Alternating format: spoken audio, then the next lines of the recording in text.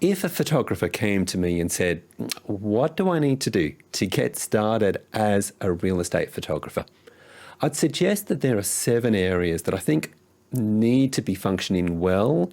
And in terms of the process, I think I'd break it down into maybe 3 different stages.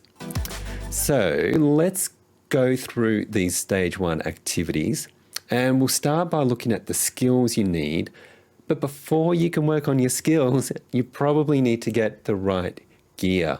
And if you are just getting started, then just about any DSLR or mirrorless camera will do the job for real estate photography. So, Canon, Nikon, Sony, they all do a great job. So just spend whatever your budget can afford. Now, I don't want to get bogged down in details like about the gear, getting really, nitty gritty, but very, very quickly, here's what else you'll need as well. Firstly, a wide angle lens out to at least 17 or 18 mil, plus some longer focal lengths so you can get some detail shots there. You'll also need a really strong, steady tripod. You can't wobble around with this, so get something strong there. A tripod head is important, and I'd recommend a geared head rather than a ball head. I've been happy with this Manfrotto 3-way head, and it's geared, so it just means that it's you can make fine adjustments to it.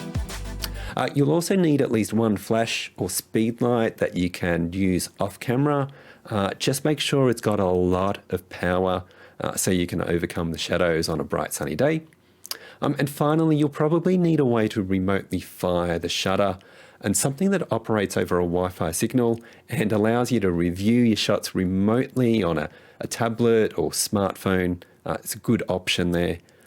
Some cameras have Wi-Fi built in, which is great. Otherwise, something like this is just the older Cam Ranger that you can connect to your camera body via USB. You just hook it in and then you can view everything that way.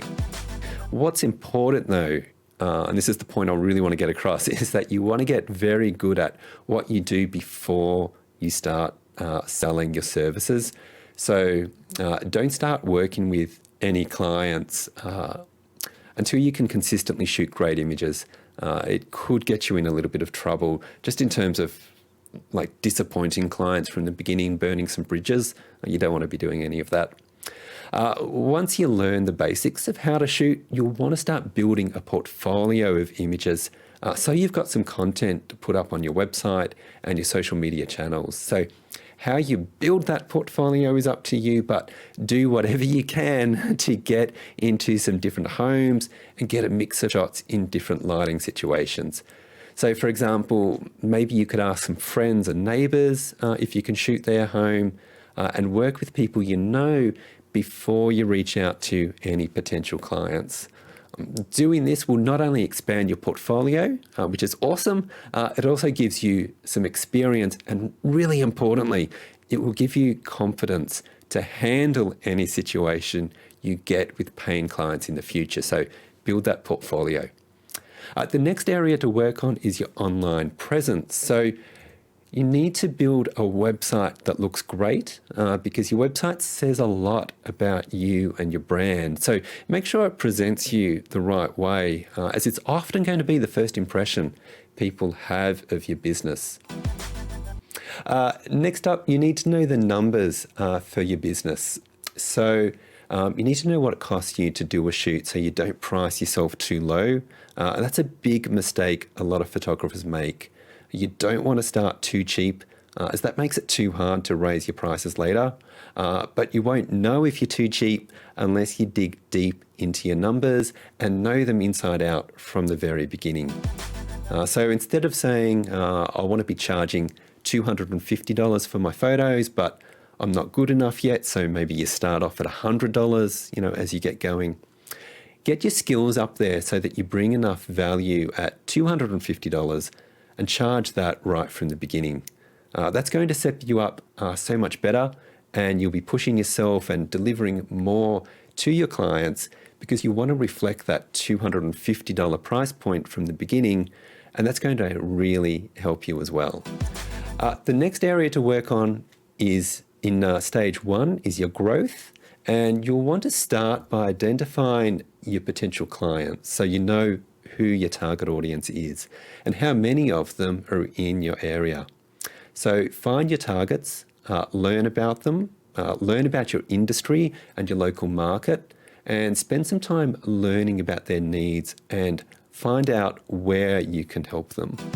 What's next? All right, real estate photography is not a high income service, so you want to get as much revenue from each job as possible. And the way to do this is to upsell additional services like video, floor plans, 360 tours, drone shots, and anything else you can offer. Again, this is something you want to work on from the beginning. So in stage one, you'll need to master these extra skills, or at least make plans for how you could hire staff, or maybe subcontract some other people in to do it. The next area to work on is time management. And this is important because a lot of photographers struggle with real estate photography, sucking up so much time for each individual job, but then they don't charge enough to justify spending 8 hours or something on a single project. So during stage one, work on how you'll manage your time. And two things you can do there are to firstly outsource your photo editing to another party.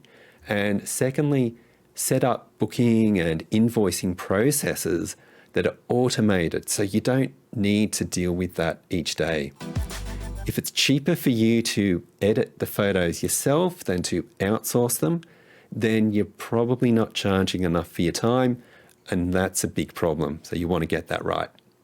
So at the very least, right, even if you choose to edit everything yourself at the start of your business, at least make sure that your rates are high enough that you can afford to outsource your image editing at any time in the future. Now, the final category to work on is your brand. So by that, I mean, identify the position you want to occupy in your market and set the criteria by which everything you do needs to meet. Okay, you don't want to walk into your brand position by accident. So define it and be consistent with your brand across everything you do.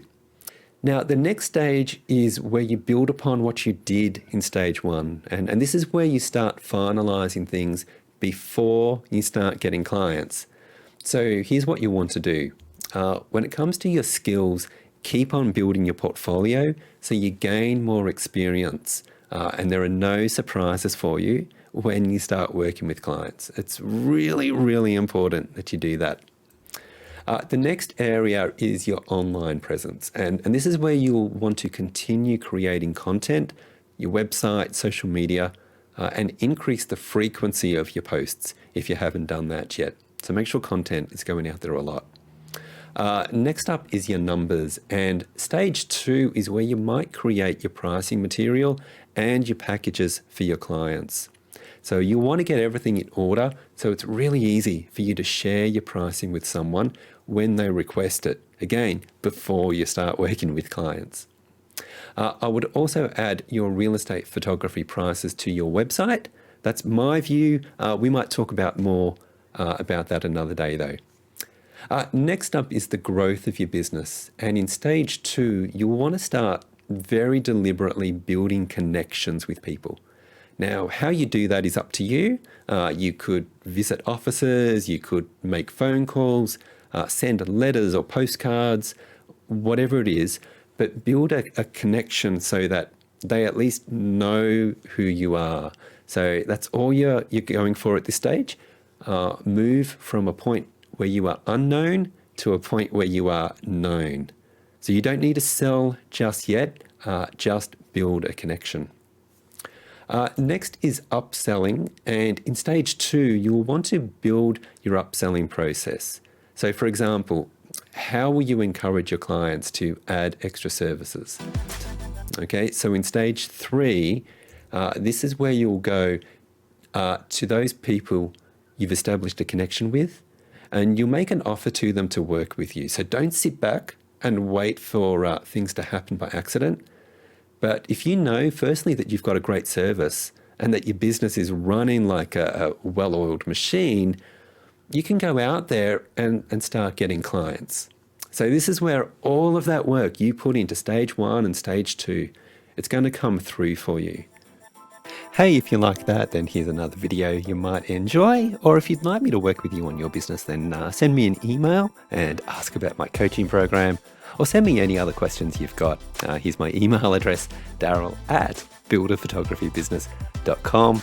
Thanks again. I'll see you on the next one.